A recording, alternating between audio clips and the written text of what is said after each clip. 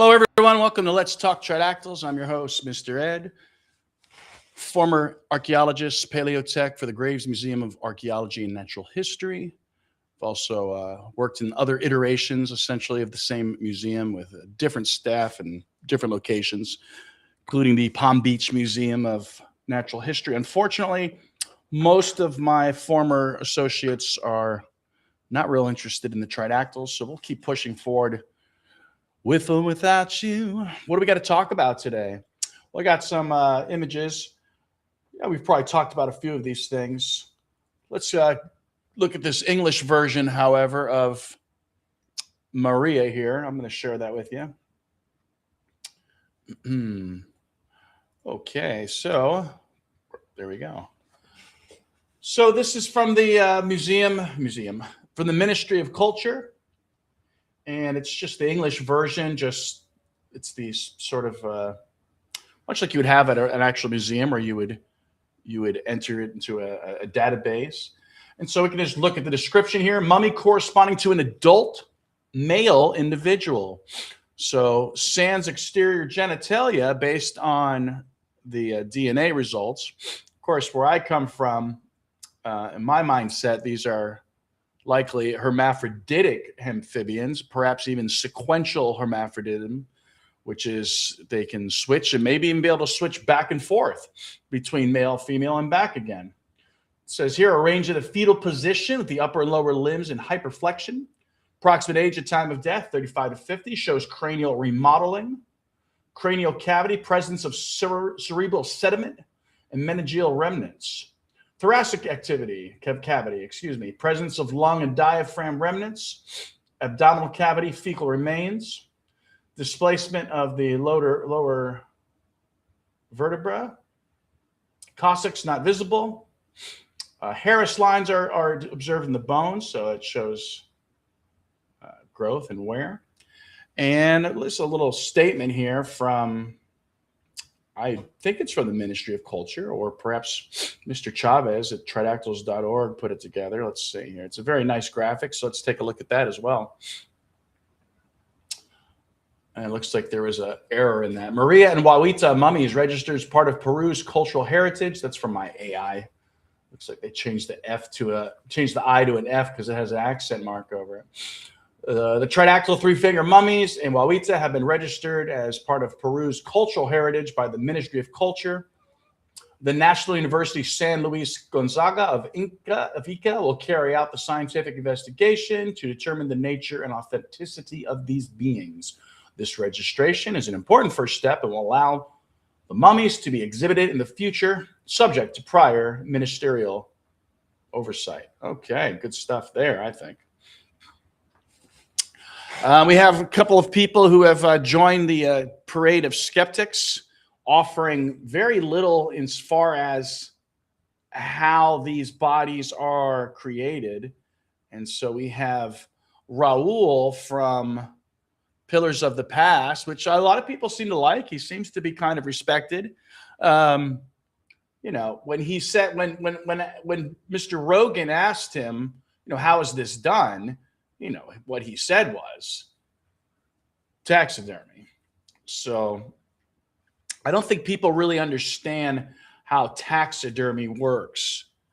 So as I've explained in posts, typically taxidermy involves separating the hide or the skin from the rest of the body, defleshing it. And at the museum, we used to deflesh things right on the rooftop. I guess that's a good place for it. I'd be afraid the local vultures would run away with it. The vultures are having a field day here in South Florida, picking at the iguanopocalypse. I would just say a lot of dead iguanas. In fact, I had one in the pool today that I got rid of, and not killed him. I just got him out of the pool. Got rid of, sounds kind of. And I have to get better at wrangling iguanas, don't I?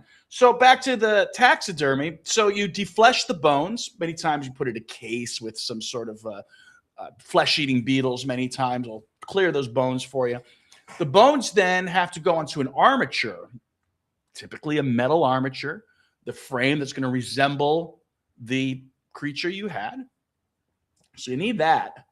And then lastly, that hide is then stretched over a mold. It could be like some sort of a foam mold, or who knows what else they would use. But I've seen plastic molds of the animals. So when people say taxidermy is sort of just a dismissive just explanation, it doesn't sit well. And I also noticed that Mr. Raoul seemed to pivot to demon fairies. So I think this was something that maybe Masson was looking into, some little fabricated taxidermical special. But it's just strange to pivot to something like that, which is a known fake, as some sort of example of what these bodies are. And of course, the demon fairy is very small. So I will forever remember Raoul as demon fairy. Let's see. Oh, here we go. Someone is oh, I see. We have Rebirth is already, he's ready to go. Tyrone's ready to go. That's funny.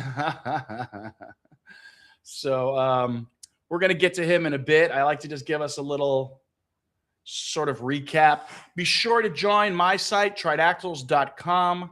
I'm going to try to be more diligent about the monthly newsletter, so where I can recap and show you some of my research I've been working on.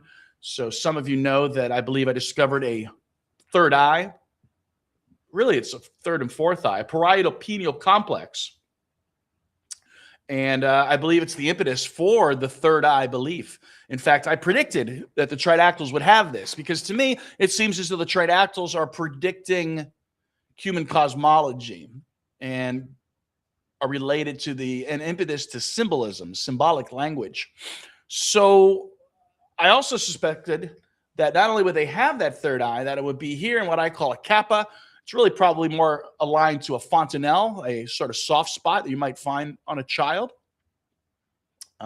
Could also be related, helping with flotation, perhaps. But I suspected that there would be a third eye there, and sure enough, a parietal pineal complex was noted by myself. Now, to make sure that I'm not just making this stuff up, I did send it to this screenshot to the expert in four-eyed lizards, as they say, and he was quite shocked because of the shape of the head and the forward binocular vision, that these looked like some sort of mammal or primate to him, which you could say he's partially correct there. But he also noted, sure enough, that complex was there. The other thing I've been working on, so myself, and I didn't realize until afterwards that Miles also noted something. Looking at the scans, I discovered there was a bit of a fleshy piece behind the nose here. You can almost imagine it, even as I look at this model now closer myself. Maybe bring it back a little bit. You can see this bridge of the nose. But Miles noted that there was a fleshy piece there. And of course, the researchers noted a small feeding orifice, which you can see on the scans and some of the images here. Well, if you believe me that there are larval forms in the bodies, if I've demonstrated that to you, and it's not just dismissed as pareidolia, you know, one of the reasons I believe it isn't pareidolia is because when you're looking at the scans, I'll use this guy as an example. The eye sockets come out negative like air, which makes sense. Water is 0 HU, house-filled units. And then the rostrum beak area, we can go back to this guy, is a bit more reflective. I think it came up with like 100 maybe. And then in comparison to the bone around it is like 1,800 house-filled units. So it's even more dense. So you can't just say, oh, it's just bone, because bone has its own intensity, right?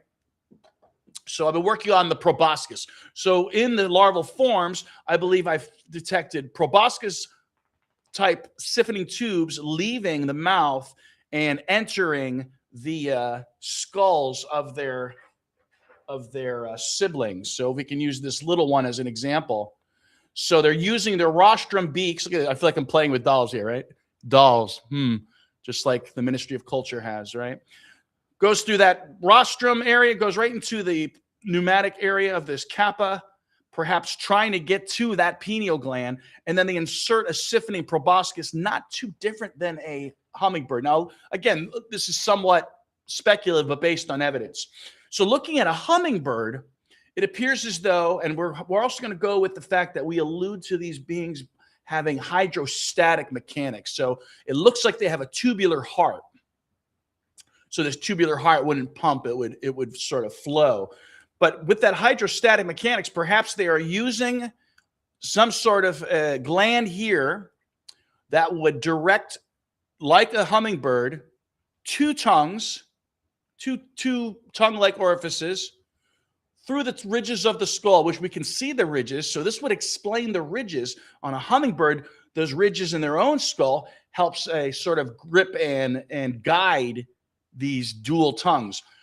We then wrap around, and also on the scans, I detected 2 holes in the base of the skull, which would be perfect for these 2 tongues to run through. And then they would meet in the middle, come out the feeding orifice, and then again, I can see those in the scan. So that's been pretty exciting. So definitely do tridactyls.com. I'm going to try to be more diligent. It should be pretty easy for me to do. I think I just forgot a couple months because there's been so much drama, you know, with Will Brown calling me a LARPer, and now Tim Alberino, which we kind of predicted he was going to do this. Sure enough, on his video, he says they're hoaxed. And it looks like we got Fat Jesus coming in. Oh, great. Well, Fat Jesus, I'm just going to have you come in for a couple minutes, if you don't mind, just to say hello, and then we're going to get right to our guest. Looks like I talked for a little too much. Go figure, huh? Mr. Jesus, how are you? What's up, everybody? It's Fat Jesus Live. How you doing? Can you hear me? Yeah, what do you got to say?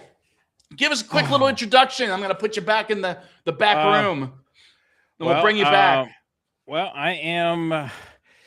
I've been doing a lot of research. Man, we're going to be, we have an amazing host today, amazing guest. We have an amazing host right here, amazing host, Professor Ed Casas. You know, it's an incredible week. We have a couple of people coming around and just saying, hey, you know what? We're kind of looking at this the wrong way. We were pretty much looking at Jamie Hassan, and we're looking at it like in the UFO perspective. Instead, you know, we didn't really look at it in the perspective as the Tridactyls as being archaeological, like the Paracas perspective. They have to be related to the Paracas, right? I mean, come on, it's the same region. That's what's the other strange thing. If you watch Raul on his last episode, he talks about the Paracas skulls, and he talks about people emulating them. And he says, well, there has to be something that they're copying. I'll bet you we could find a non-human or a different species. I'm like, what? Are you listening to yourself? It's like he went from denying the Tridactyls to saying it's like, this is what we have, you know? Yeah. Anyway, and the Peruvian government sat down with their experts, with their scientists, and with all the tests that have come around the world. This is not just their own test. That's right. There's labs all over the world. Labs all over the world. And they looked at it, and these mummies were not manipulated with modern technology at all, because if they were trying to manipulate these things as a mummy or try to move the bones in any way, they would disintegrate. They would disintegrate. It would be like, and you could tell. It'd be like trying to glue a cracker back together. And I mean, an actual one you eat, not someone like myself kind of. Yeah, I mean, this is in what is that?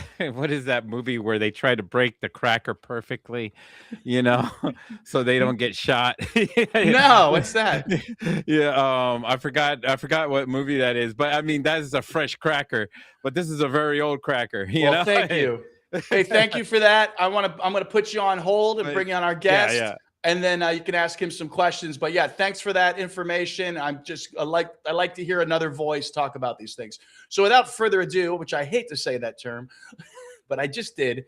Here comes our special guest, author, historian, awesome guest, scholar. everybody. Yeah. All right. See you a little bit. Wow. Back again. Here we are. Can't believe it. What's going on, man? How you doing? I feel like I just talked to you. Yeah, right. Well, you know, I saw that you had Ricardo on, and you know, I think I said to him, it's like I do these interviews with people, and people ask me all these wonderful questions, and I do my best to answer them. But half the time I'm like, I want to talk to the other person like in a normal conversation. And I think the best way to do that is just to bring you guys back on my show. And that way we can sort of chit chat. So tell me a bit about your deep past. Where are you from originally? Where were you born? So I was actually born in Germany. I was born in Germany and went into the military. I actually grew up in Georgia. So, I grew up here in Georgia, graduated from Georgia, and then went into the military shortly after. What military branch did you? I was in the Army. In the Army, okay. Yeah, and yeah. What sort of theaters of campaigns did you take part in? Well, I was in Iraq twice, and I was in Afghanistan twice. Wow, Yeah. that's something. Well, I mean, kudos for serving the country, and apologies on behalf of Americans that you had to do that. Yeah. Can you tell us a little bit about your military service? Well, I was, like I said, I was in the military. I was in it for 13 years. I was wounded in combat. Wow. I was wounded in my last tour in Afghanistan, and I actually got medically retired. And I figured out I didn't have anything to do. I didn't know what I wanted to do or anything like that. I was just out there. And then eventually I was like, man, I love history a lot. Why not jump into sharing what I know about history? I was reading a lot of books. Did a lot of research. I've read a lot of books, peer-reviewed articles, watched a lot of YouTube videos. I'm all over the place with it. And I was just like, man, I have a lot of stuff. Let me just put it down. So eventually I created my website, rebirthoftheword.com. And then I started seeing that people started liking the videos instead. Like they like videos instead of reading. So I tried to tap into both the worlds, reading and doing videos. Do you remember maybe as a child or when you were younger of having any sort of interests like this? Yeah, I grew up in the Catholic Church, so I was always interested in religion. And Same when here. I grew up, yeah, so after growing up in the church and learning about the different gods that are out there, because when I go to a public school, when I go to my friends, they had different religions and stuff like Jehovah's Witness, Mormons, and so on and so forth. Those Jehovah's don't seem to have a lot of fun. They don't celebrate a bunch of stuff. Yeah, so eventually I was just like, hold on, let me, everybody had their own religion. So I was like, let me figure out what God is what. And then I started breaking down the actual language, trying to get it, understand the linguistic side, the signs and symbolism, because, everything started off as pictographic script. So, I'm learning that. And then, all that stuff when I was interested in all that stuff as a little kid. It was just, there was nobody around that could, push me in a direction that would, further my interest in the field, I guess. It wasn't until much later, after I got wounded in combat and was forced to retire and had time on my hands, I was like, I'll just create a website. And then I started making videos. So that's where it began. Do you remember what some of your first earliest topics were? It's so funny. It kind of started off watching, just reading fiction books like Animorphs. I remember that was the first series that I've read. Okay. Well, that's good. I always like to ask people too, like I like to know what kind of hobbies and media you're into also. So that's interesting. Yeah. I love movies. I love cartoons. I never really Awesome. enjoyed reading and stuff like that until much later. But, when I would get in trouble and I couldn't have no TV in the room, I would go pick up a book. So I picked up the Animorphs and I read that and I was like, oh, that's pretty interesting. And then when I started learning, there's mythology out there that actually talks about that stuff, it became more interesting. Yeah. Yeah. I mean, for myself, I would read the encyclopedias. I had the old, I don't know if they were golden books. They were like illustrated though, and just wonderful colors and stuff. And I think one of the weirdest things I first noticed too was like the different gods, how I would look at like the Greek gods, the Roman gods, and just, I'm like, what is all this parallels and whatnot? Okay, cool. So, and what you said, what was your first earliest video? What was the topic? Well, the first videos were just random videos. I can't even remember offhand was the first video. But so it's kind of like stream of talk, huh? Stream of conscious, maybe? Yeah, basically. It was just, whatever catches my interest. If somebody starts talking about Masons and I feel like I'm not educated on Masons, I learn about the Masons. If somebody starts talking about aliens, I'm going to go out there and find the books that are supposedly, the gospel of the Bible, of aliens, right? And then when we talk Right. about mummies, I'm going to do the same thing. I want to find somebody. I'm going to find the people that people respect, and then I'm going to find the person that counters that person, just to see what both sides of the story says. You know, there's always Well, two that's sides to good. the story. I definitely agree with that. Yeah, I noticed too that I was actually kind of surprised you do cover UFOs as Mhm. well as history, and I noticed your rebirth of the word. That's the name of the channel specifically? Yeah, it came about because, you know, everybody says this is the word. This is what somebody says. This is like when I was talking about the sources, when somebody's talking about, you know, a certain book that they've read from whatever, I guess you could say, subject. If they say, you know, this archaeologist, I'm going to pick this person, and I'll go read that book from that person to see what that person actually said. Because none of us like anybody putting words in our mouths that we never said. So, you know, I want to see what the actual person said. Yeah, it's a big problem. You know, in the old days, you would get into an argument with somebody at the bar, and there's no way to solve it. Now we have the internet on our phones, Yeah. and we have right. We have AI. How is AI treating you? Are you enjoying it? Well, I like it because I actually have a series on my YouTube channel, Rebirth of the Word 7099, where I have a playlist called What I've Learned from Reading These Books. And basically, what I do is I don't have any books near me right now, except they're all on the other side right now. But what I do is I take the books that I've learned and I take the little tabs and whatever that I found interested in the book, and I talk about each one of the tabs based off of all the knowledge that I know. So basically, I'm doing a review and commentary on a book that I've read. And I've read a lot of books, so there's no way that I'll get through all my books in a lifetime. But I do go and also share through my X account, where I take, you know, I talk about everything in the books. Like, so I'm kind of tapping into both worlds. Like I said, I'm doing things for reading and I'm doing things for video. So the only two places that, like, everything that I have is on my website, rebirthoftheword.com. You'll find me either on X, or you'll find the articles and stuff that on my website, or the videos on my YouTube. And I'm also I on like think Spotify and other stuff too. So, but YouTube is my bread and butter. Yeah. How many followers do you have on the YouTube? Well, I don't have that many followers on there. I usually, most of my stuff is on Spotify, which is weird. I have more followers on, I have like 50,000 on Spotify or something like that. But I Well, you have, said it was your bread and butter, so I was wondering if. well, because it's to me, it just seems like I feel like I put so much, I have more stuff on there than I do on any of the other channels. Like, that's like the beginning. So you can see when I I see. started doing this from the very beginning.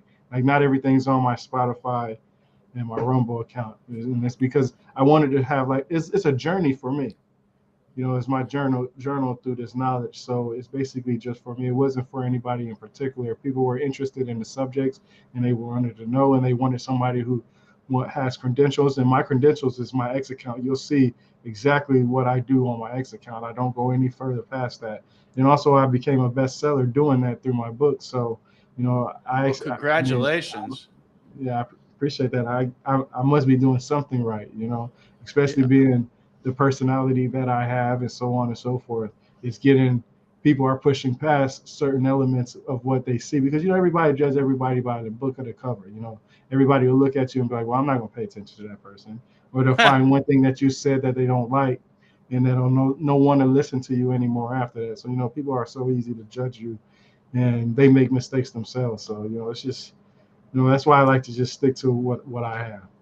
Well, I want to say that it's definitely admirable what you're doing with books specifically, because obviously, you know, we can all make videos nowadays and stuff, but for you to take the time and to feature a book and talk about a book, I think is just great. I mean, obviously there's probably book clubs out there and other people doing it, but the fact that you're doing it, I just think that is really admirable. So again, kudos to you on that.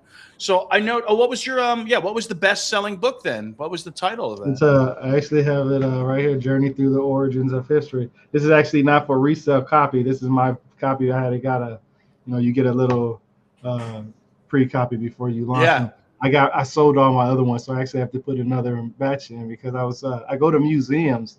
What I do is, like, I actually have another playlist. I have two playlists. One that I have is, I show what I've learned from reading these books. So it's like you said, I take a book and I share what I've actually read, and I read quote exactly what it says and give more detail and even share more sources on top of it and stuff like that. Then I have another one that's called Boots on Ground, where my goal right now is to go to every state in America and do a historical video on it. So I go to different places and do museums, historical markers.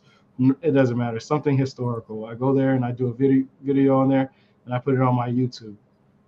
That's awesome. Yeah, boots in the ground. A lot of people want to see that. Yeah. I have my boots on the recliner, unfortunately. So I need to get out there more. Can you give us a little summary about can you repeat the title and give us a little summary of that book? Well, it's a journey through the origins of history. It's basically everything that you want to know, like you talked about. It's about aliens. I talk about what the words actually mean versus aliens versus extraterrestrials. I talk about the Anuna/the Anunnaki, the biggest thing that I talk about.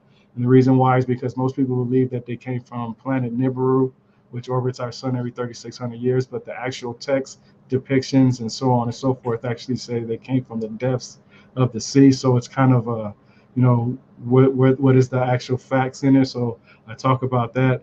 I talk about the actual meaning behind the Big Bang Theory and where it came from. Just a quick note on that. A lot of people will say the Big Bang Theory is whatever theory they believe in, but they don't know that it came from this guy named Fred Hoyle, who was trying to just basically put somebody else down, like George Lemaitre. George Lemaitre was the guy who came up with the primeval atom theory, and Fred Hoyle came in there and talked about how it was a Big Bang theory, and it was trying to dismiss his theory and stuff like that. So I talk about different things like that. I talk about the Bible.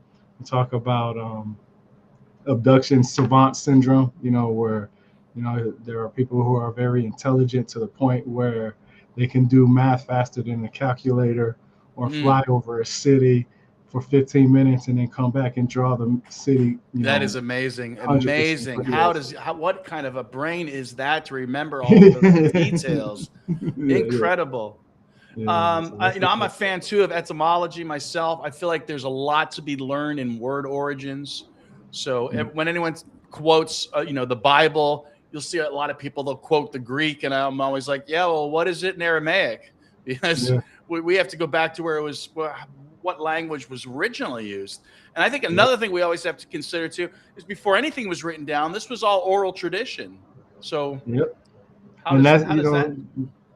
We talked about that on when me and you talked on my show about how people look at myth and say that it's false and fiction, but if you actually read the definitions for it, one of the first definitions, actually in most cases, most definitions, the first ones, it says that it's a traditional oral story.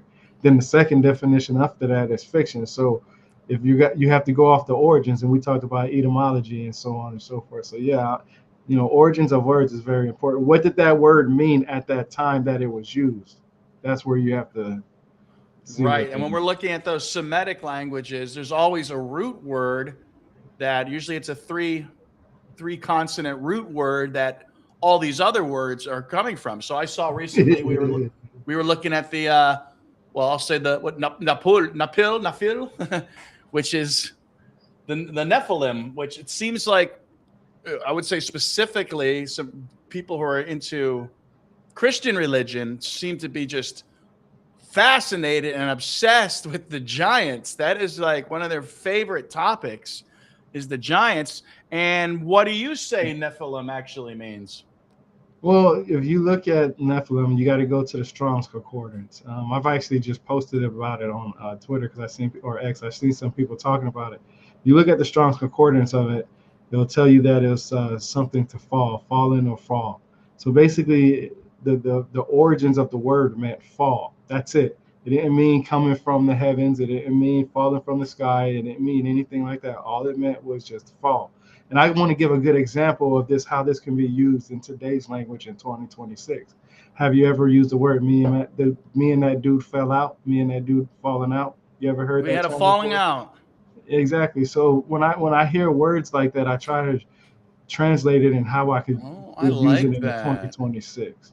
So so when people say, that they were Nephilim and they were, big giants and, they might have been a giant, but you look up the etymology of giants, there's different, descriptions of what a giant. It doesn't just mean tall. But I also want to point out is that you mentioned something about the Greek language, which is interesting, and we're talking about giants. When you look at giants, when you look at in the Bible, when you look at Goliath is usually 6 cubits in a span. Well, a cubit was, some people would just say like your arm to your elbow, or some people would say, wrist to your elbow. It just depending. It wasn't a standard, like a tape measure of today. And even today, tape measures aren't even accurate. You can grab 2 tape measures that are different companies and they won't be lined up perfectly. But anyway, when people talking about giants in the Bible, Goliath was six cubits in the span. When you pick up the Septuagint and read it, it says 4 cubits in the span. So he's actually 2 cubits smaller. And usually between those, it, depending on the size, could be anywhere from 6 to 8 feet. And definitely in 2026, we've seen people that was around that height. So when we look at giants, what are we actually talking about when we look at giants?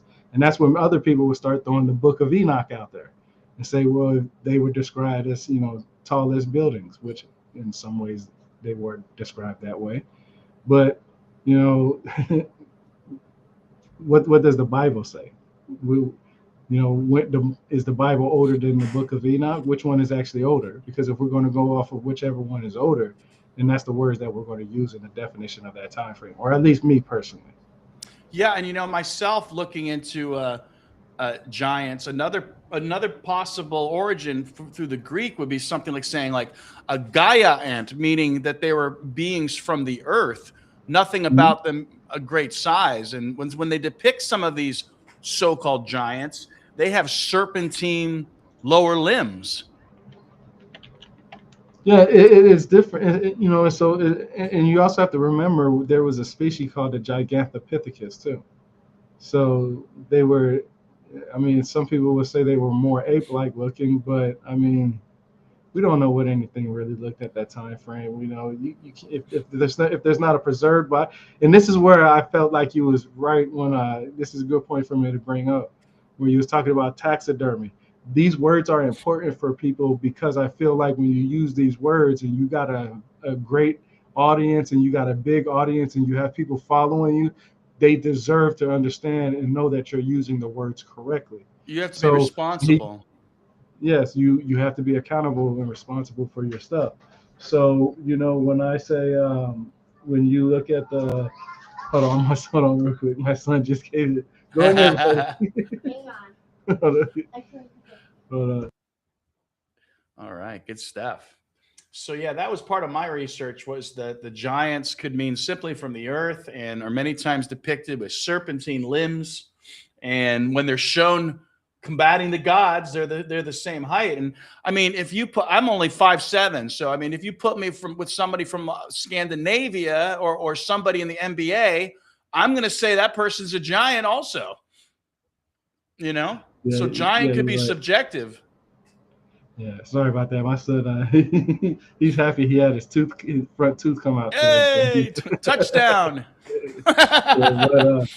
It's interesting because, like I said, people, it's important to use these words correctly. And I say that because of the simple fact that when he used the word taxidermy, when you look at the definition of taxidermy, it's creating a lifelike representation.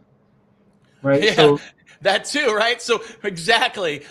So it's an interesting point you're making. Yeah, so that's what I'm saying. If you look at the words, if you're going to have an audience and if you're going to share something, you have to use the right words. Because when I see that and hear that, I'm like, well, how can this be taxidermy or like taxidermy when there's no kind of representation of a lifelike representation? And lifelike representation includes the pose in the format of the person that was at their highest or most peaked level of their lifetime.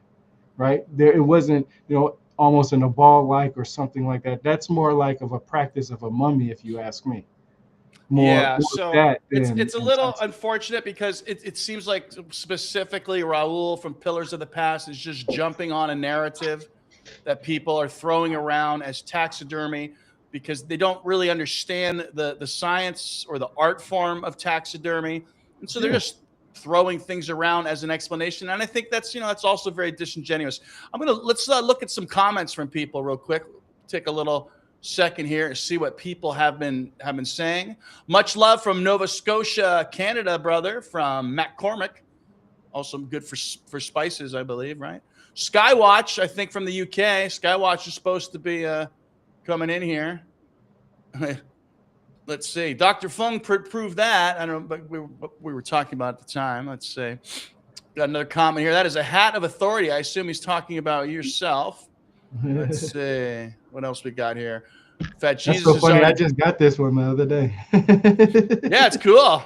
I don't, I used to wear, I don't know if you've seen the pictures, but you know what? I sometimes wear like a fedora type hat. And of course, people are like, Indiana Jones. I'm like, man, you should have seen the hat I used to wear at the museum. It was a big old leather cowboy hat with a skull and crossbones on it. So the fedora is like, that's conservative to me, Here's some other comments. Fat Jesus is getting ready to talk to you. He's mentioning Marduk and Tiamat, which I probably have my own etymological explanation for that. And are the Anunnaki still here on Earth? So what do you know about the Anunnaki? Because that's another thing where, I always joke that I hate people mentioning the Anunnaki. I just kind of got sick of it on every ancient aliens thing. Reptilians I didn't believe in, and even much of the Bible I really just kind of dismissed. And now I'm trying to piece all of this together, because as we said, myth may have its fictional elements of it, but that means you don't dismiss the whole story. I feel like we have to, much like what you were doing with the Nephilim word, is like we have to sort of cut and carve this and try to decipher what parts are actually true.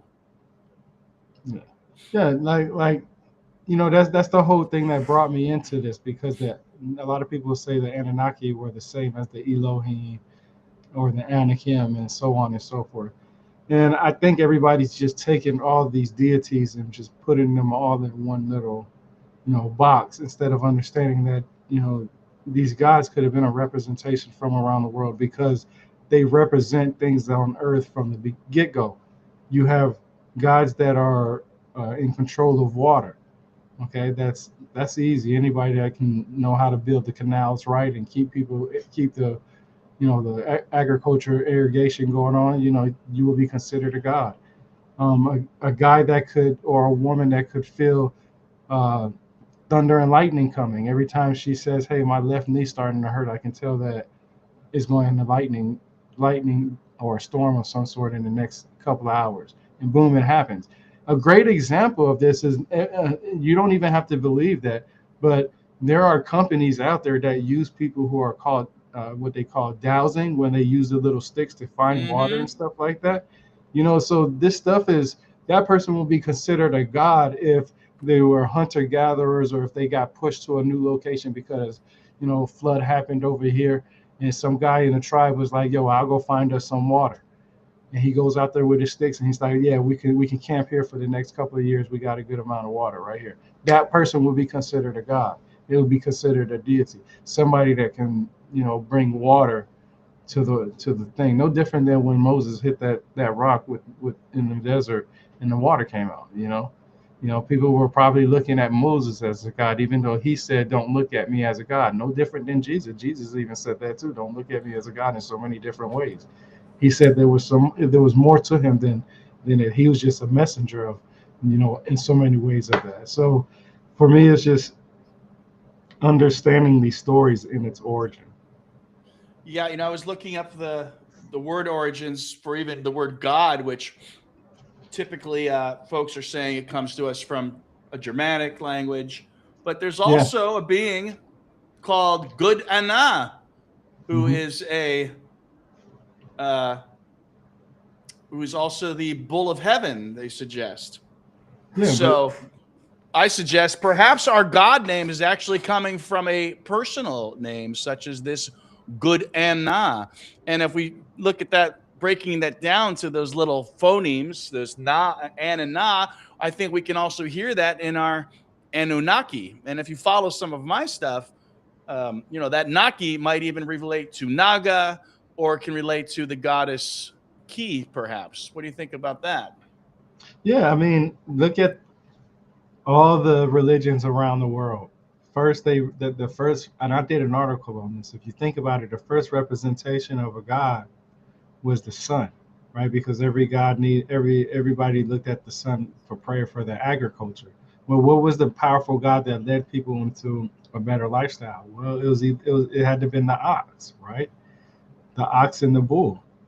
And those are all representations of all powerful gods around the world. When you look at the Sumerian gods, the powerful god Anu is sometimes that way, depending on what side of the text you want to look at. That's why I say some people will, in so many ways, pick and say that it all comes into the Sumerians, which it doesn't. The Syrians, the Hittites, the Babylonians, the Chaldeans, they all believed in, a form of the Anuna/Anunnaki. And even Abraham himself did. I mean, if you think about it, Abraham's religion started around 2000 BC. That's the perfect timing between the Sumerians and the Akkadians. So he had to obviously know about them, right? It's just, have you which one seen did he pick? the iconic, excuse me, was it be an iconic depiction of the god An? Yeah. It looks like it has like two little, almost like spiral-like eyes, which I suggest could be a descendant of the Syrian eye idols, which are sort of these little gingerbread-looking, ET-looking characters. I always say this, I believe in extraterrestrials. I believe in aliens. I believe in life outside of Earth. I just know that the Sumerians themselves never talked about extraterrestrial type individuals coming to outside of Earth's atmosphere. That came later on. That came from other places. So two things can be true, right? The Sumerians can be talking about a type of god or whatever, but these gods were more terrestrial than extraterrestrial. Now, Well, because we have, the mass amount of space that's out there, mathematically, they say that, there's a vast amount of space out there. Is it possible that something else could have visited here? Possibly.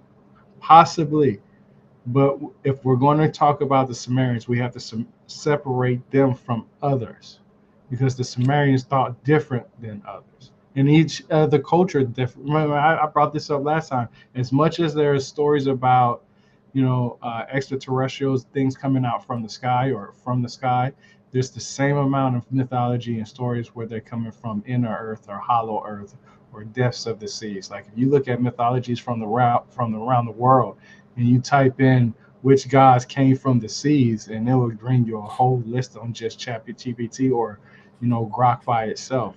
And that's just from anywhere. It's amazing that the water had more to do with our gods than, outside of Earth's atmosphere.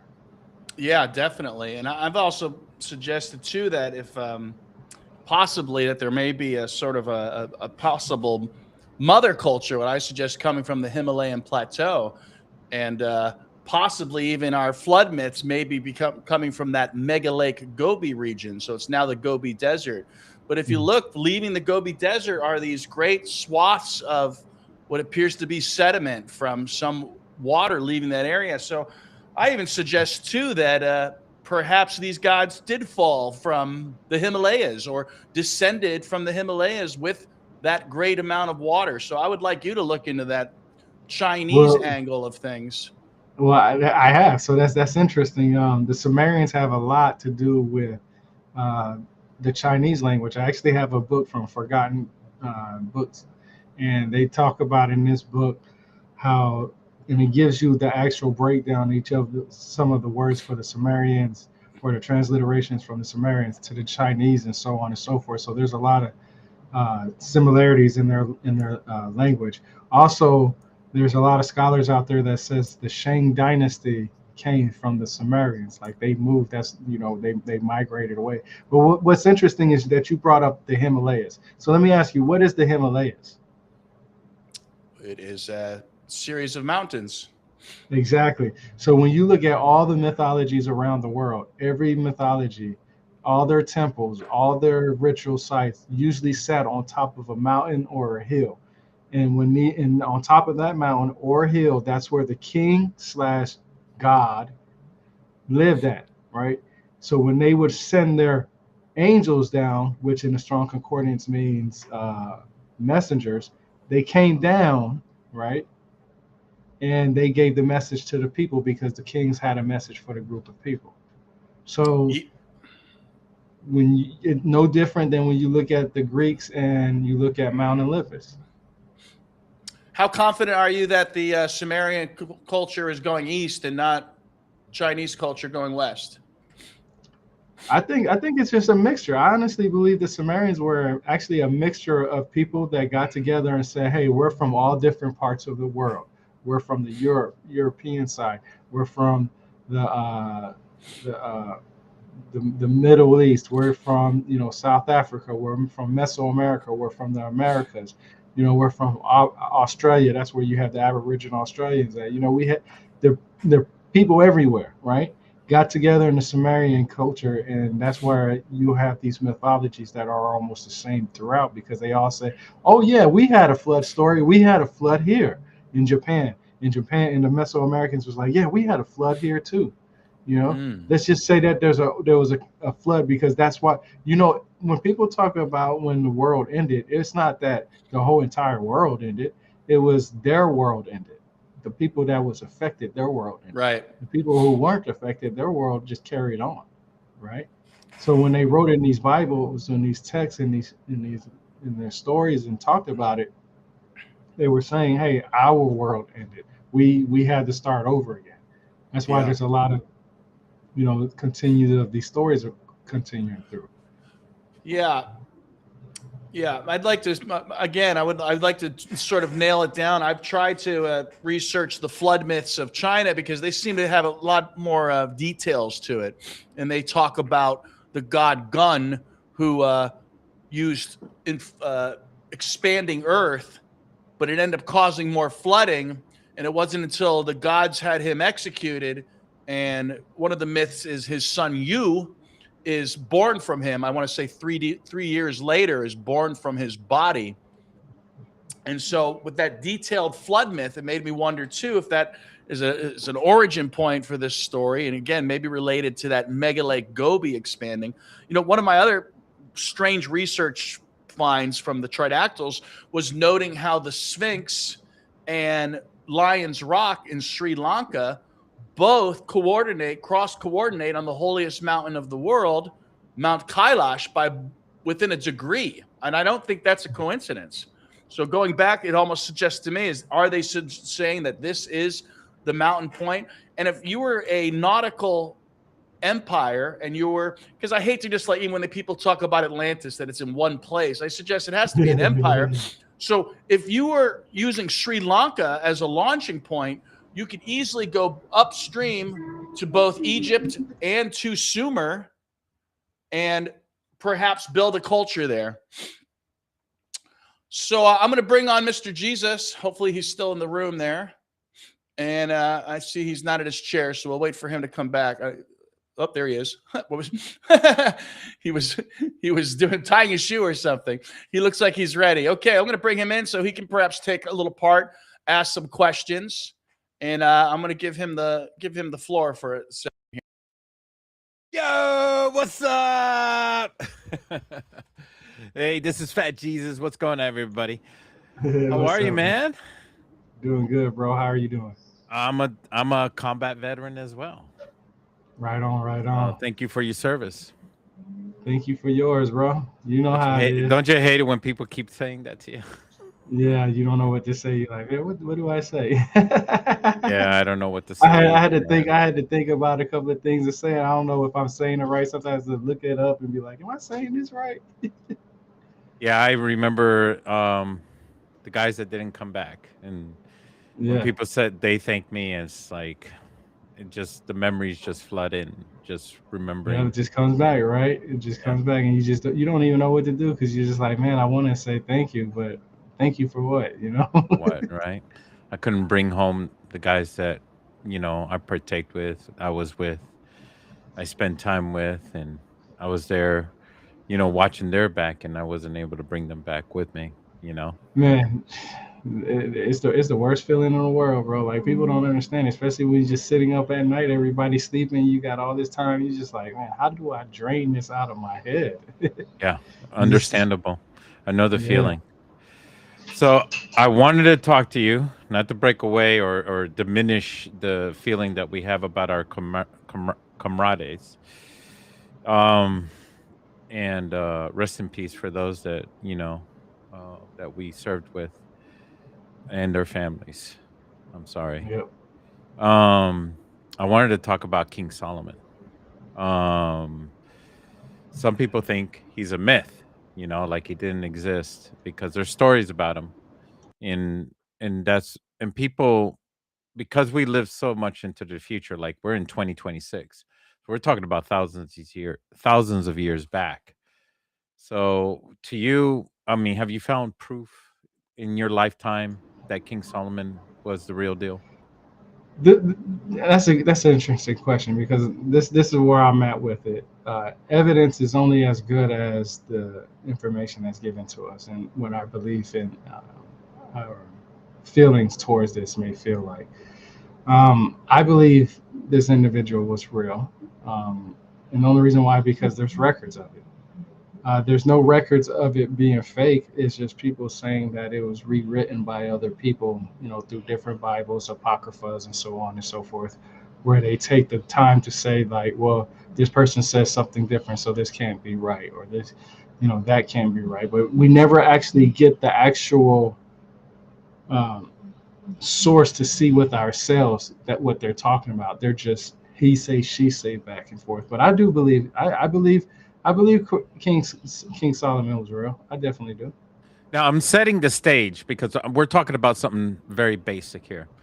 Yeah. And I don't think Ed knows where I'm heading towards on this, and you know what I'm talking about because where we're heading towards, and you're looking at me like, what is he heading towards? But the viewers don't know because they don't understand the language of the ancients. The language of the ancients are the planets, and the planets were like Mhm. gods. And people Mhm. don't understand that because today we speak not in metaphors, but we speak plainly about planets. That's Jupiter, that's Mars. This is Mhm. a rocket ship. This is a star. This is star SMB 11202020, and it flies this way. And this is so many light years.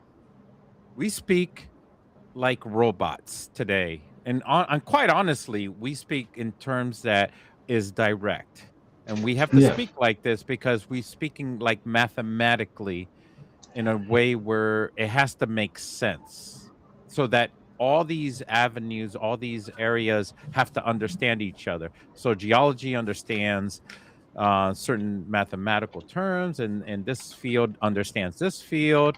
But as you know what I'm talking about, they when they talk in the past, they talk about the planets, the movement of planets. They talk about it in a story, Yeah. like Yeah, and musical. let me jump in there because I suggest even I know there's a lot of ufologists and they look to the planets and they look to the stars, but to me, I think the planets and the stars were just our first dry erase board, and the planets aren't necessarily. I don't think they're meant to be the gods.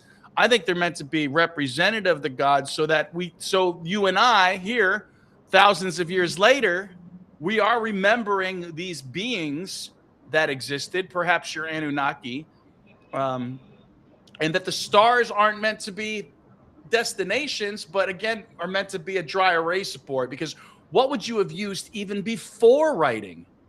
What would you use to tell your stories? That's my 2 cents. I always say that these guys, of course, these stories had to be told for people to remember things. It's much fun when you get a story told through a movie or through somebody that can entertain you, so you can remember. Because when it interests you, you pay attention to it, right? If it's not going to grab your attention, even today, if it doesn't grab your attention, you're not going to, pay attention or remember it. You'll forget about it. But something like that, I, it comes to the point where these gods, these kings, wanted to become known forever. I'll give you a perfect example of that. As I got older, I realized, what mark am I leaving on this planet besides my kids? What else have I done? Yeah, I've been to the military. I did that, this, that, and the third. But what have I done that I enjoyed, that I was like, hey, this is my passion? The military wasn't my passion because I didn't know anything about it. You know what I'm saying? I just knew that I'll graduate when I graduate, I can go into the military. I did hate how whatever happened, through 9/11, and I was kind of pissed about that.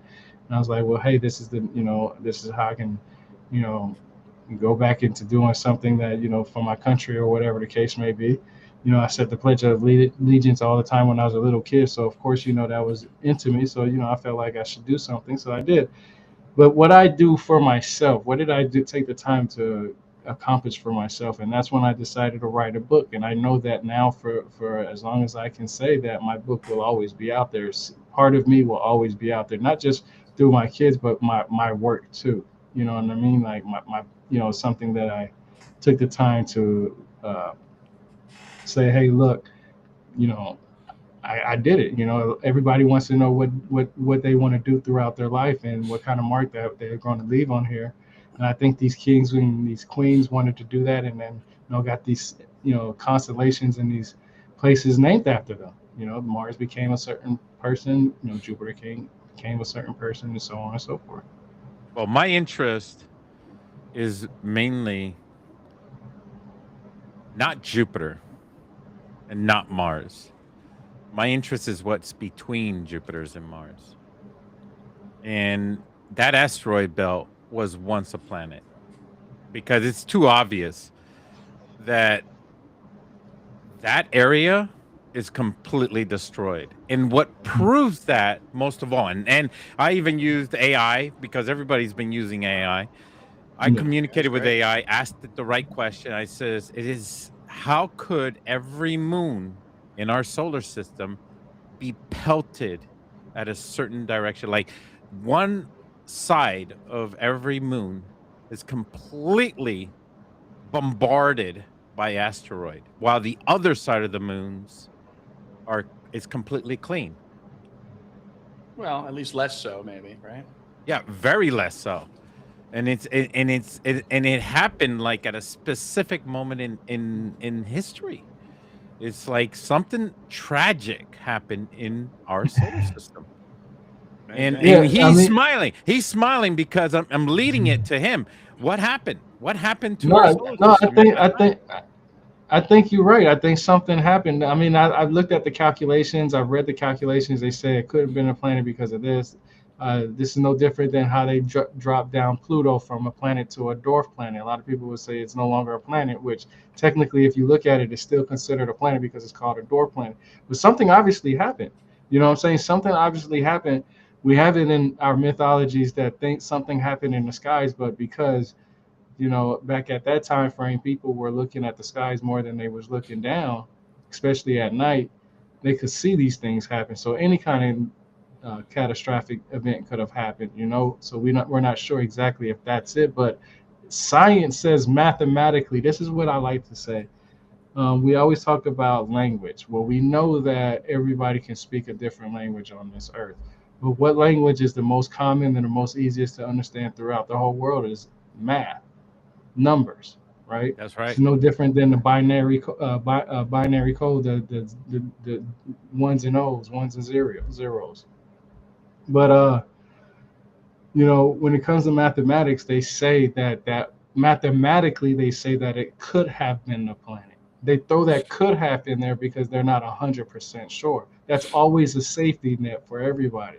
Well, it's definitely not a planet being born, that's for sure. Yeah. I mean, there's no telling what could have happened. And what's so crazy is that we haven't sent out enough technology out there to go see what it's made of, or at least we don't have it on records that they gave to the general public that I know of that says, hey, this is what the astral belt stuff is made of. I mean, we have gone as far as sent a satellite on a comet, which is really fascinating. I mean, I saw that and that was incredible that we actually have a little satellite, a little robot get on a comet, drill into the comet, grab a piece of the comet, jump off and bring it back to Earth. Was fascinating. Was one of the most fascinating events in history. And I think that is just a jump off for them to do something like that, like go to an asteroid, pick off of it, and find stuff from it. I want to know how Well, monotheists feel about the days of the week being named after all these different deities, whether it's the Germanic gods in English or the Roman gods in English. I mean, again, tying the days to the planets and specifically gods, it seems as though to me that remembrance was a key, and whether it was human leaders or hybrids or I don't know, that's a different yeah. story. No, that's interesting. It's interesting you bring up monotheism because I don't believe Christianity or the Abrahamic faith itself is a monotheistic religion. No, I it's know, not. I know that's what people say. They say it's Yeah, monotheistic. They only believe in one God. No, that is right. not true. In the Bible, in certain texts, it does say that God is a jealous God in so many different ways. So he's acknowledging that there are other gods and no one should worship any other god but him. He can't worship two two individuals. There are the angels. But Right. exactly. But when you look at the word henotheism, it's basically okay. We understand that there's one God. We understand that there's one powerful God. We understand that that's our God, but we acknowledge that there are other ones. And I think because they say in the Bible that God is a jealous God, they're acknowledging themselves in that Bible that there are other gods. Well, I even critique Christianity too, because by the very nature of that whole religion is that there are multiple beings. I mean, in the name of the Father, the Son, and the Holy Spirit. It's like we just left monotheism there, you know? I think the book of Ezekiel is so detailed that it dangerously puts every book in the Bible at bay because as Ezekiel describes, it's like Ezekiel was peeking behind the curtain and explaining every detail of how everything functioned. He had an eye, for sure. He had an eye for everything, and he had described it in detail what he was looking at. Yeah. So, yeah, you guys keep talking. I'm I'm going to sorry. go ahead. No, yeah, I'm going to go ahead. And while you guys are still talking, I'm going to pull up our Tridactyl Josephina skull numbers while you Sure, go guys for it. are at it so we can do our giveaway this week. So go ahead, Tyrone. You got the floor still. Yeah, I was going to say it's interesting you brought up Ezekiel because one of the things that I wanted to learn about Ezekiel was the fact that, you know, how they always talk about the Ezekiel wheel and how they correlate that to UFOs and extraterrestrials and stuff like that. You know, I always thought about, you know, what was the words that he was using when he was describing that. And one of the words that always stuck out to me was the word vision. And since I'm a word of origins and I like the origins of words, I looked up the meaning of visions, and it literally just means in the imagination. Like it literally means that. So not that he's seen it with his two eyes, but did he see it with his third eye? Did he see he's seen it in some type of Interesting. meditation, you know, something like that. Like when I went back and actually looked at the words and it said vision, and you type in vision, you type in etymology, and it'll tell you from the etymological dictionary that hey, vision means in the imagination. So that right there to me, that's why when these words are being used, I want to understand what was actually said, because could he have already had the idea of what they used when they landed on Mars, when they called it the Ezekiel's wheel? Did he already have that? But because the technology wasn't around, he couldn't do it. And it wasn't until much later on, you know, that memory in his DNA carried forth. Somebody in his family bloodline, because we don't know, you know what I'm saying, came up with the Ezekiel will. Did that guy who came up with the Ezekiel will of Mars, does he know if he's related to, you know, All right, gentlemen, Ezekiel? I'm Is going to that do That's a a way? poll exactly. You know what I'm here. saying? Yeah, Because DNA after carries information. after he does this, I have something about Atlantis I want to talk to you about that has something very similar to what you're just talking about. Okay? Go ahead, keep going. Are you serious right now? But Okay. yeah, I'm still All pulling it right. up. So So all right. So you know how the words are being spoken about Atlantis? You know, these are very old texts and they get it from manuscripts and they're from on stones and everything like that. And you know how in modern days they translate these in modern day terms. And they say Atlantis is from the ocean, from the Atlantic Ocean. But when they talk about the ocean, they talk about the vastness of space of the ocean, correct? Mhm. But nobody back then knew about space, like space up beyond the earth. So Mhm. space in the ocean is the only thing they knew. An ocean voyage is the only thing they knew. All right, But here we did they go. ever know about space between Jupiter and Mars and the Interesting. destruction of the planet, which is the destruction of Atlantis? Okay, I'm going to roll five Think about that. D100s, and the first number that is someone who's not highlighted will be our winner. And then we can get back to a little bit more of Atlantis real quick. And let's see here. That's not the number. 81 is our first number, and we'll see if we have Let's an go. 81. We got Let's Sammy. go. Sammy is our, I Sammy! believe, is Mark's friend in the UK. And so I know he wanted to get 2, but it looks like his gal beat him to it. Maybe I can Nice still, job, Sammy. You got a tridactyl head. so I don't know, All right. maybe I can give it to maybe I can still give it to Mark, because he is right up the street from me in Boca Raton, Florida. So all right, congratulations, Sammy in the UK, Woo! Sammy. and Mark and all you guys. Congratulations. We're getting I love it close too. to the I end of really- that I really competition, by the love- way. I love this tridactyl head. This is an amazing, amazing tridactyl head. Yeah, we'll have to I make have sure it on my everybody gets desk. one. So the I plan have it on my is, desk always. the plan is, I still have those 2 containers of the mix. So once I run out of the mix, the competition is over. I've given away enough and mailed out enough. Believe me. Well, I'm still waiting for the body, and the well, hand. let's see. We've got We can connect the rest of it, and I can have like a whole mummy. well, we'll see, because a friend of mine did get a 3D printer, so we might start. So I printing. But could these, of dress course, it up. That's resin, of course. That is not. But I want to printer. dress it up too. Oh, to look like one of the dolls.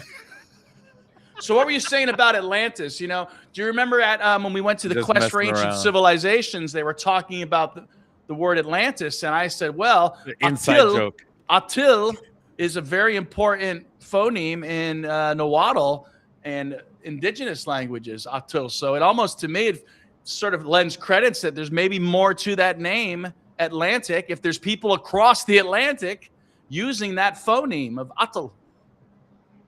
Wow. Yeah, so- these stories will make your head hurt, man, trying to figure them out. So any other last words tonight, gentlemen? It has hey, been did you think about the Atlantis story that I just Yeah. gave you? Have you ever Yeah, heard of yeah. anything like that before?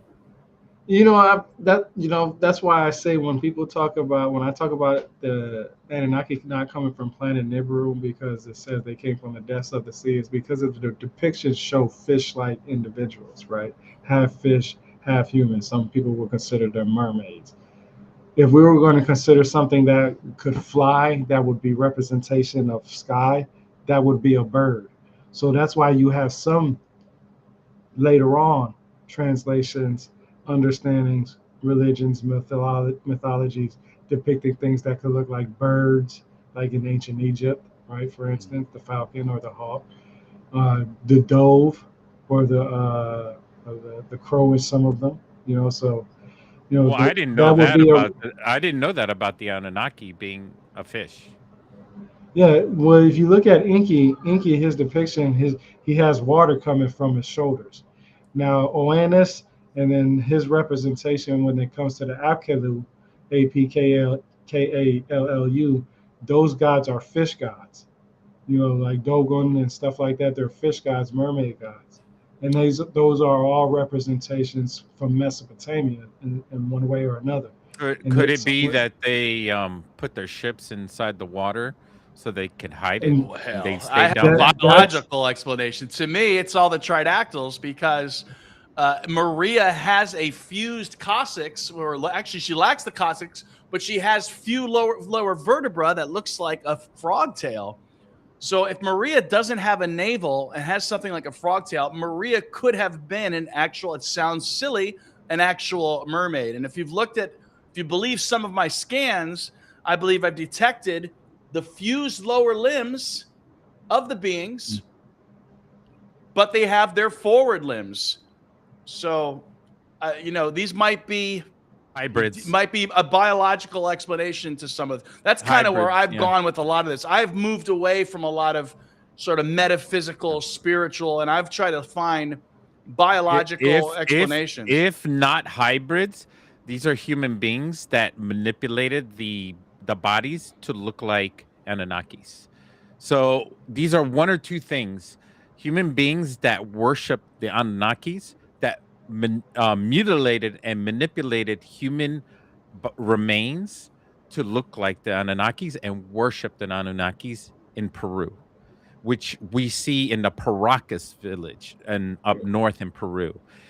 All along the South coastline. American ceramics also shows four-limb first development. Three-fingered beings with four limbs, but a lower tail. So I believe I've found that physically, and if you haven't seen that recently, I should share it before we sign off. Then why were the Nazca lines even made if they weren't being appreciated from the air? But I would like to turn it over to our guest to maybe give some final words for tonight's show. I appreciate being here. Thank you, guys. This was awesome. Like I would love to do this again. I just want to say, we would love to have you again. We have a lot to say. Yeah, definitely. I just want to put out that, it's okay to have a belief. It's okay to have feelings. It's okay to have a narrative. But always remember, if you're not an expert in the field as far as linguistics or studied it, to the point where, you feel comfortable where you can explain it to other people, always remember, just go back and see what other people said. And when you see what other people said, see what the counter argument is, and then come up with your conclusion. But you have to do your due diligence. And a real good detective, a real good historian, a real good person that loves and has passion for this stuff will have no problem doing this. Awesome. Yeah, our goal here is to start from the beginning, teach everybody on this platform, show them that that there's a different way of viewing things. There's not just one way of viewing things, and then attack it from that angle, and then go into it. And then the next time we get on here with another podcast, go at it at a different angle and just keep learning. This is an educational podcast. This is not just something we only see it one way and that's it. If you don't see it our way, then take off, go on the highway. No, it's not the highway for us. It's always learning. Always right. I just, how I am. I'm a bit of a contrarian, I guess, and so I will try to jump in and offer my counterpoint. So maybe that is good to have multiple people on the show with counterpoints. But looking here is one of the best, what I believe is the best depictions I've found so far of a larval form. It appears to be gripping a sibling, a hatchling. And the lower end here is what I believe is the tail that is depicted in some ancient art, but it's actually the fused feet because the real tail is in the back there, which I suggest. You're killing me with this. I see a sock puppet. What's going on here, man? I don't know what do you mean you see a sock puppet? That's all I see right here is a sock puppet. You might be suffering from agnosia. So this is what I suggest is a tridactyl larva. So starting with the head up here and this large circular area as the eye. In fact, even these spots I think are going to be important moving on. This is the forelimb with a tiny little hand here.